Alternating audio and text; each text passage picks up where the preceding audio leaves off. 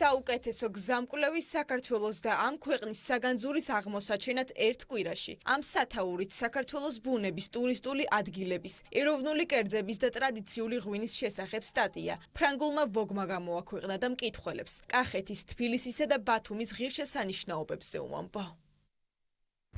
თვალწარმტაცი პეიზაჟებით თავისი მემკვიდრეობით საქართველოს შეუძლია იამაყოს.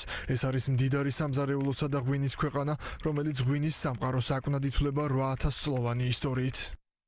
სტატია, რომელიც საქართველოს მრავალსაუკუნოვან ისტორიას, ეროვნულ და კულტურულ ღირებულებებს აღწერს, ტურიზმის ეროვნული ადმინისტრაციის ახალი მარკეტინგული კამპანიის ნაწილია, რომლის ფარგლებშიც ქვეყნის პოპულარიზაციის გაზრდის მიზნით. ფრანგი, გერმანელი და ინგლისელი მკითხველისთვის სტატიას გამოცემა JQ-ც ამზადებს.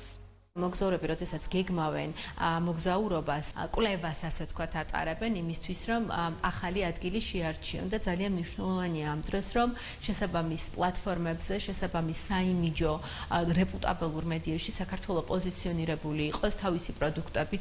მასშტაბური მარკეტინგული კამპანიები ქვეყნის ცნობადობის და ტურისტული პოტენციალის მკვეთრ ზრდას, რომ უზრუნველყოფს ამას ეკონომიკურ გუნდშიც ამბობენ და საავიაციო ინდუსტრიის განვითარებაზეც საუბრობენ. მნიშვნელოვანია პირდაპირ ფრენები, მარკეტინგული აქტივობები იმისთვის, რომ უზრუნველყოთ ჩვენი ქვეყნის პოპულარიზაცია, შევძლოთ ერთიანი ძალისხმევით, ჩამოვიყვანოთ კიდევ უფრო მეტი ტურისტი, რაც რა თქმა უნდა საბოლოო ჯამში გააძლიერებს ჩვენი ქვეყნის ეკონომიკას და გააძლიერებს ჩვენი ქვეყნის ტურიზმის სექტორს.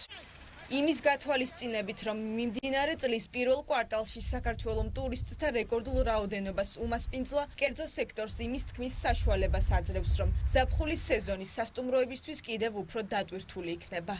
21 საუკუნეში მოგზაურთა დიდ ნაწილს განსაზღვრავს სოციალური აქტივობების შესაბამისად მსგავსი ტიპის პოზიციონირება. ქვეყანას ეხმარება, რომ უფრო პოპულარული გახდეს, რაც წინაპირობაა იმის, რომ ჯავშნები პოტენციურად გაგვეზარდოს. ტურიზმის ეროვნული ადმინისტრაცია ქვეყნის ცნობადობის გაზრდის მიზნით მარკეტინგული კამპანიების დაგეგმვას აგრძელებს, ამასთანავე იზრდება სხვადასხვა მიმართულებით პირდაპირ საჰაერო მიმოსვლაც.